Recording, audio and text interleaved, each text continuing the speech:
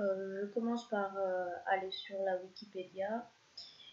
Généralement, en bas, il y a des liens avec sur des articles, sur des revues. Donc, j'en profite. Si c'est par exemple sur du ciné, je vais aller voir Allociné. J'aime beaucoup, je regarde ce qu'il y a sur Télérama ou sur le Nouvel Obs, où généralement il y a des rubriques d'art qui sont intéressantes. Et j'écoute aussi beaucoup la radio, ça me donne l'information dont j'ai besoin.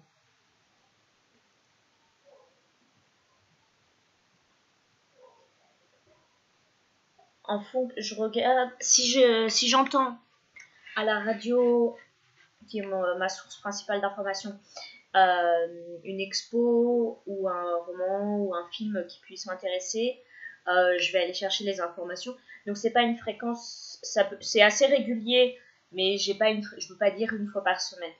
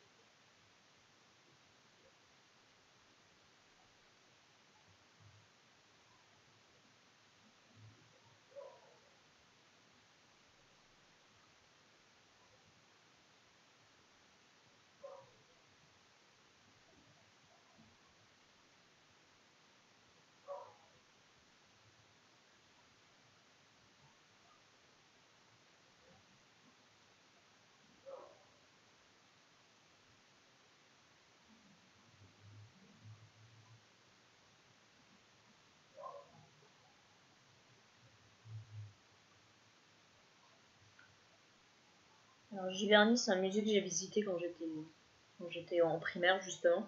Je pense que c'est très intéressant de pouvoir avoir un dossier pédagogique, surtout quand on visite avec des enfants, de connaître un peu mieux son sujet avant d'aller faire une visite. Je trouve ça très intéressant.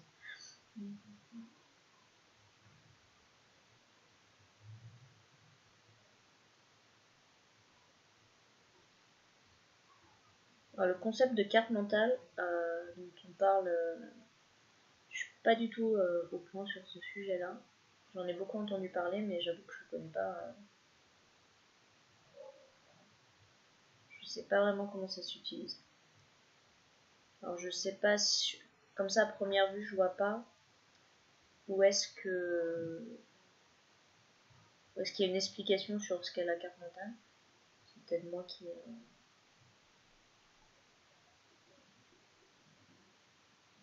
crée vos propres cartes.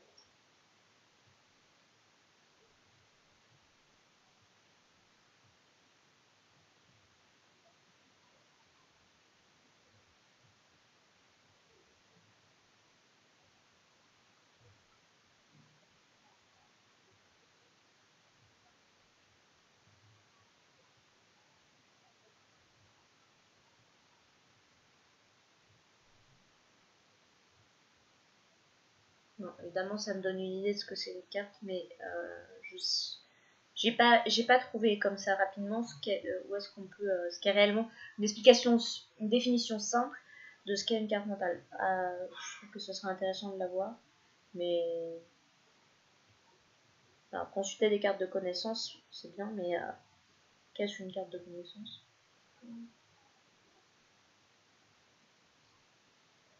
Juste une petite intro de 3 lignes.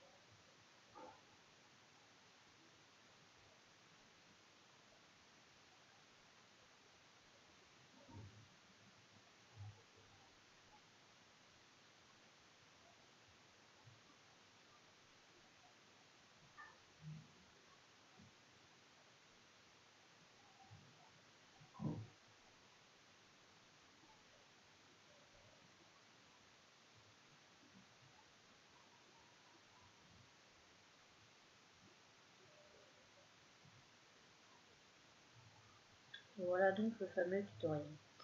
Pas forcément très facile à trouver.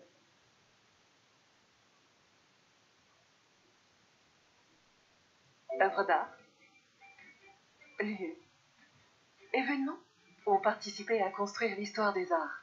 Renkan est un outil créatif d'agrégation de contenu en ligne. Il permet d'organiser et de partager des parcours thématiques sur un artiste, une œuvre, un mouvement artistique, une thématique. Avec Renkan, il est possible de réaliser une véritable cartographie de vos recherches sur les arts.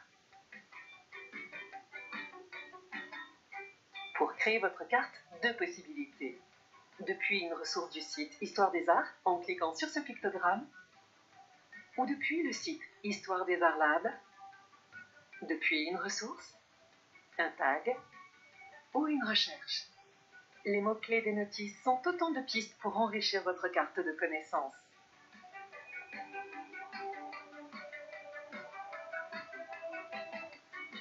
Avant toute modification, vous pouvez changer la disposition de votre Renkan en cercle, en colonne ou en ligne.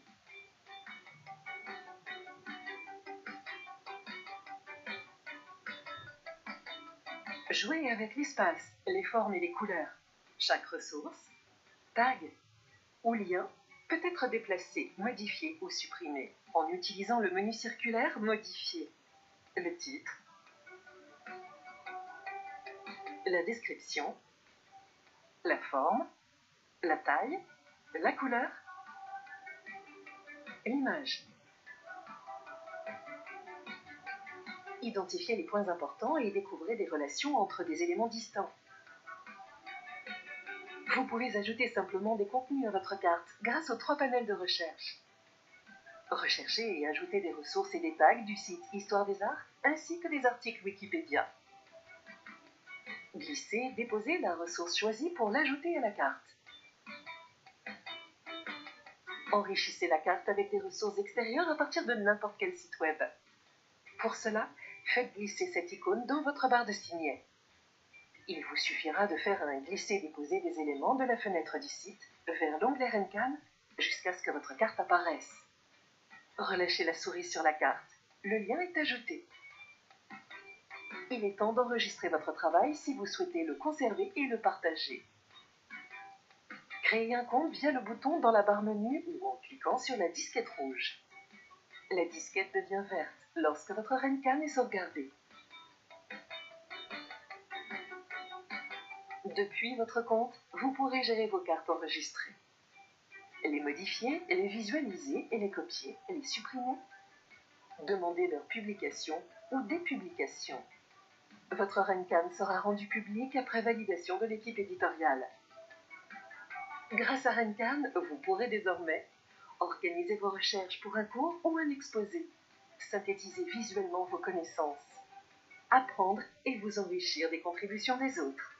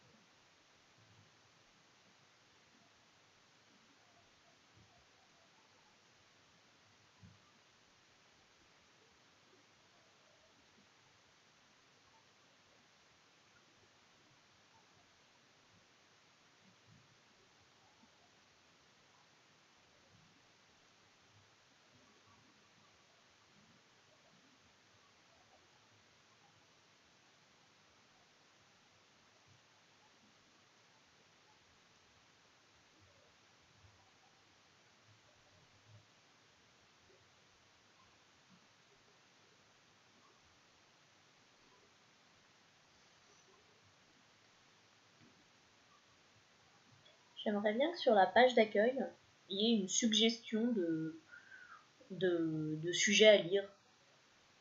Je trouve ça intéressant de dire, ah bah tiens, j'ai 5 minutes, je vais aller voir sur Histoire des Arts et dire, ah bah justement, il y a une exposition dans tel musée, donc en page d'accueil, on va avoir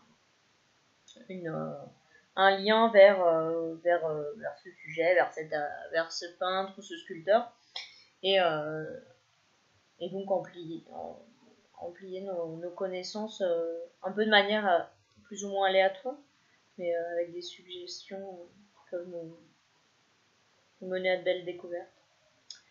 Donc voilà. Enfin, ça me semble très intéressant.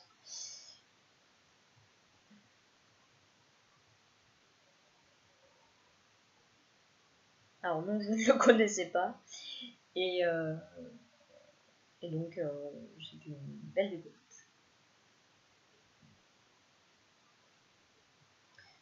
Je vois que j'ai tout fait à l'envers. Donc, mon impression générale, c'est pas très clair. Donc, sur les cartes, pour moi, il manque une petite explication de ce qu'est une carte de connaissance. J'apprécierais donc d'avoir une suggestion de recherche, dire avec un clin d'œil, par exemple avec une expo en cours ou il y a 100 ans tel artiste est né ou est décédé pour découvrir de nouveaux sujets de lecture.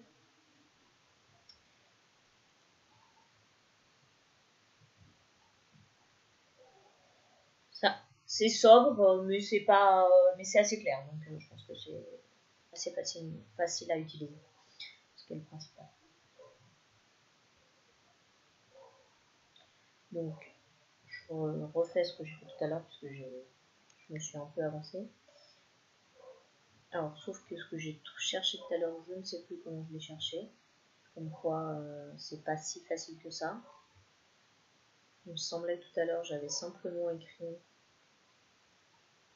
dans recherche, mais là je suis en recherche par facette et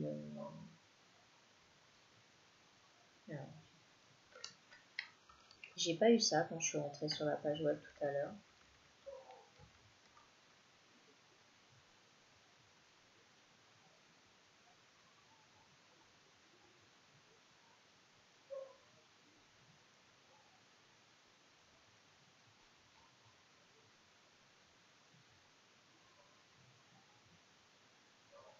Donc j'ai pas, je sais pas quand. Donc là en fait je suis dans actualité et ça marche pas de la même manière.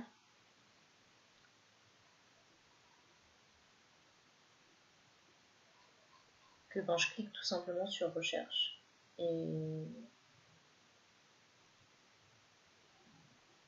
alors j'avoue que je suis complètement perdue en fait. D'accord, parce qu'en fait j'étais dans le lab. Alors qu'en fait ce qui m'intéresse c'est effectivement d'avoir une page d'accueil qui soit beaucoup plus simple que ça. Donc je sais, d'accord, j'étais dans le HD Lab et c'est ça qui m'a perdu. Donc quand je suis sur la page d'accueil, oui, donc là c'est tout simple, c'est très bien et j'apprécie énormément le fait de pouvoir filtrer par niveau, ce qui me paraît très intéressant si on va, pas forcément en tant que professeur, mais aussi en tant que parent. Donc je trouve ça bien d'avoir les deux facettes. Évidemment, quand on va visiter un musée avec ses enfants, ça va être plus court, enfin on va pas forcément approfondir le sujet autant qu'en cours, mais je trouve ça bien de pouvoir avoir une petite intro et quitte à pouvoir présenter des activités à son enfant, et je trouve ça très intéressant.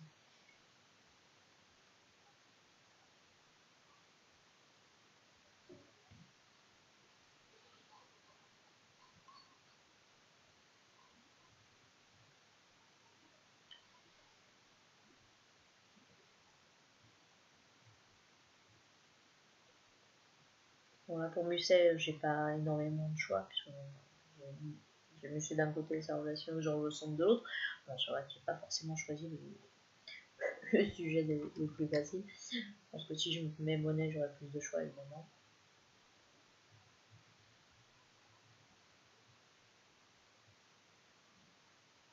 Alors, c'est une question de goût, mais moi j'aime bien avoir le choix de.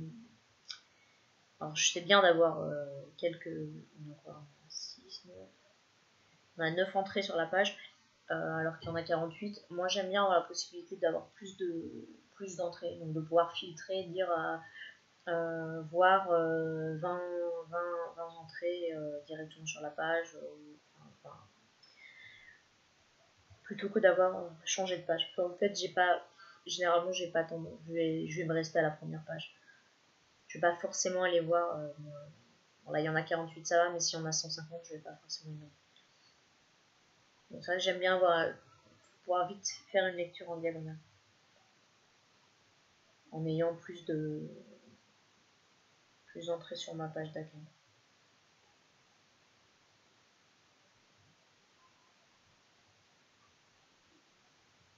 De manière générale, c'est quand même très facile à utiliser.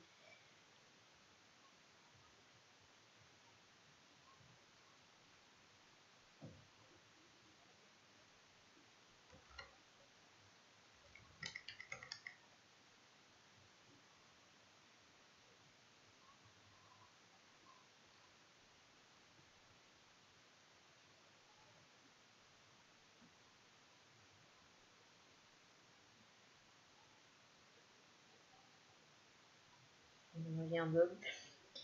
Bon, ça c'est un détail. Ah. Donc je pourrais le contacter, mais c'est pas la question aujourd'hui. Alors, ce que là je trouve pas clair, est-ce que je vais avoir la même ressource pour les 3 niveaux?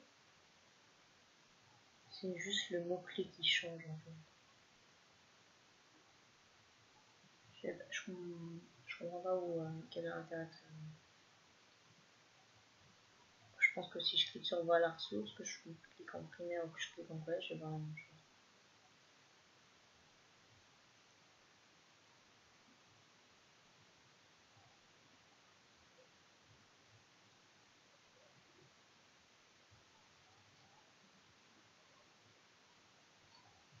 D'accord, donc il semble là que ce soit pas la même chose de primaire en collège.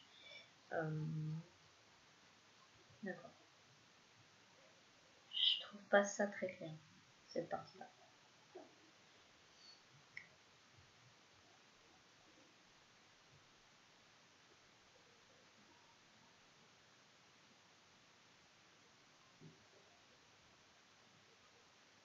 Alors, est-ce que j'ai vu les fiches repères?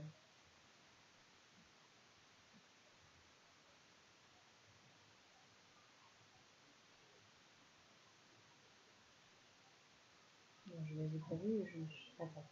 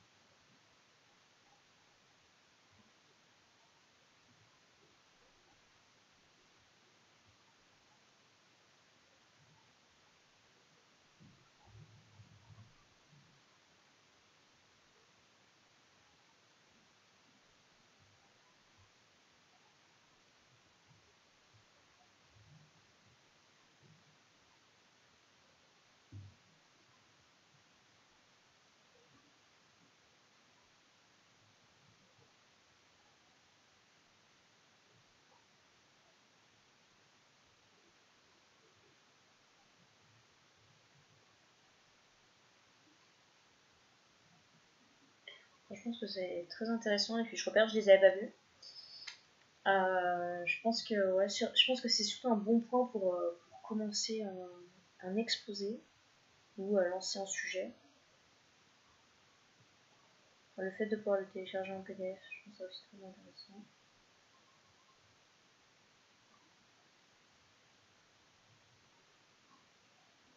Vraiment, ça me manque un peu d'illustration, mais je pense que le but c'est d'aller chercher, d'utiliser la fiche repère pour développer la recherche.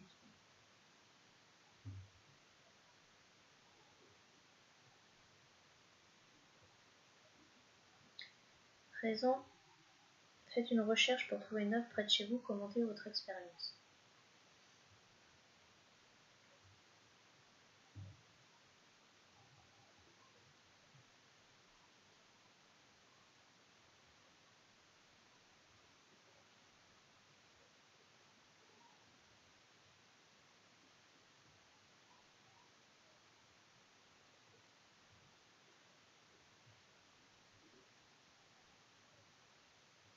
Je sais pas du tout où est-ce qu'il faut que j'aille.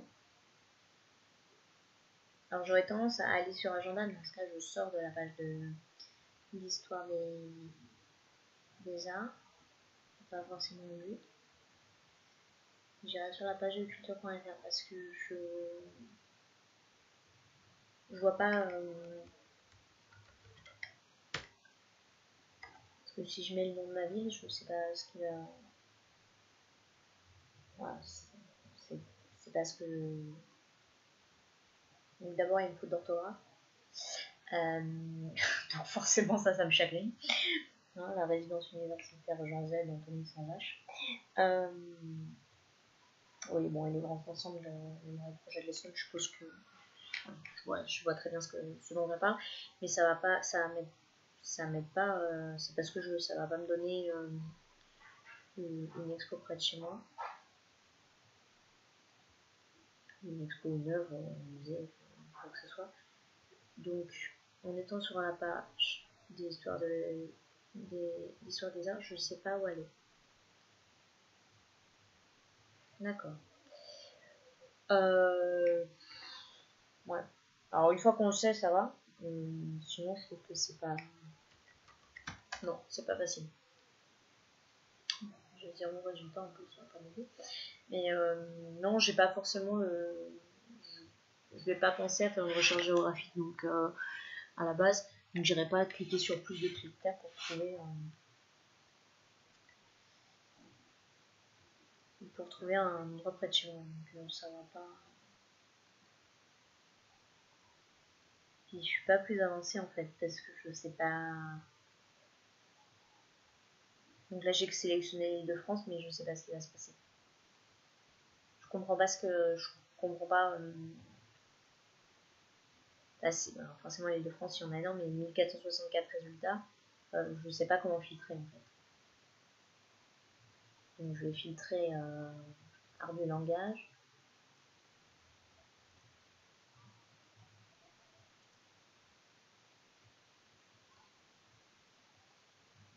D'accord, alors je reviens en arrière et je recommence.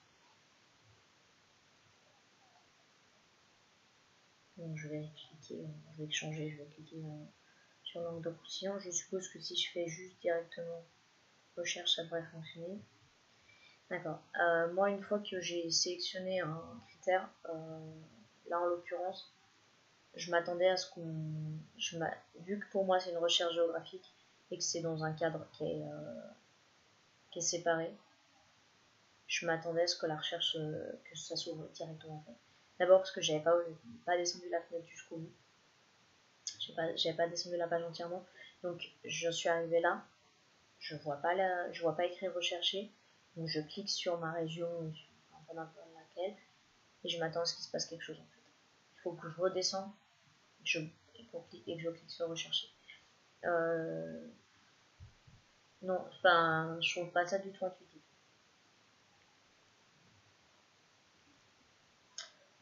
Sur une échelle de 1 à 10, 10 étant la note la plus élevée, quelle note mettriez-vous à ce site pour son utilisation? En fait, alors j'aime beaucoup le concept du site, mais alors je trouve pas du tout que ce soit facile à utiliser. Tout du moins une première fois, voilà, une fois qu'on a cherché, mais j'aurais jamais su que je pouvais faire une recherche par lieu, donc j'aurais pas pensé à le faire. Donc je pense que je ne me donnerais pas la moyenne, je pense que je mettrais un 4. À présent, cliquez sur le lien suivant, HD Alad Irrigation. Donc ça va, c'est là où j'ai passé un bon moment depuis tout à l'heure.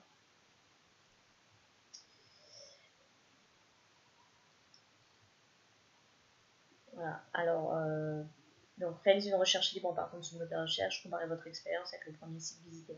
Donc c'est ce que j'ai fait auparavant.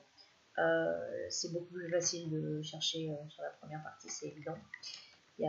C'est pas comparable. Je préfère chercher sur la première partie. Et alors, au niveau du... Là, je suis en train de cliquer sur les pays.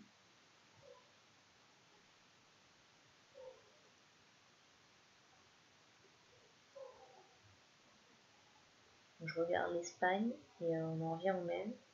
D'accord, donc je vois qu'il met... D'accord, il me lance 34 notices ou un lien avec l'Espagne. Et j'ai le nuage de mots-clés, donc je pourrais décider que je veux avoir de l'information.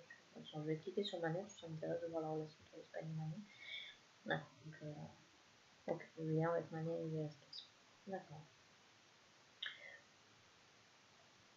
C'est bien, c'est des suggestions, donc c'est intéressant, c'est complètement différent de la première partie, où j'avais pas forcément, c'est peut-être moi qui n'ai pas assez fouillé, mais je trouve ça intéressant, mais je pense que c'est deux publics différents. C'est beaucoup plus poussé comme recherche, c'est beaucoup plus précis. Je trouve que la première est plus accessible. Donc la page directement de l'histoire des arts, alors que le lab est un peu plus poussé, plus compliqué. Sur une échelle de 1 à 10, 10 la note la plus élevée, quelle note mettriez-vous au site pour son utilisation? Alors par contre, je trouve que c'est plus intéressant, enfin, je trouve que c'est plus facile. C'est plus clair, j'ai pas eu de problème de où savoir où cliquer. En plus, il n'y a pas un bouton recherché. Donc non, de ce côté-là, ouais, je trouve que l'utilisation est plus simple. Mais l'information, alors que l'information est beaucoup plus complète, c'est un peu paradoxal. Donc je mettrais un 8.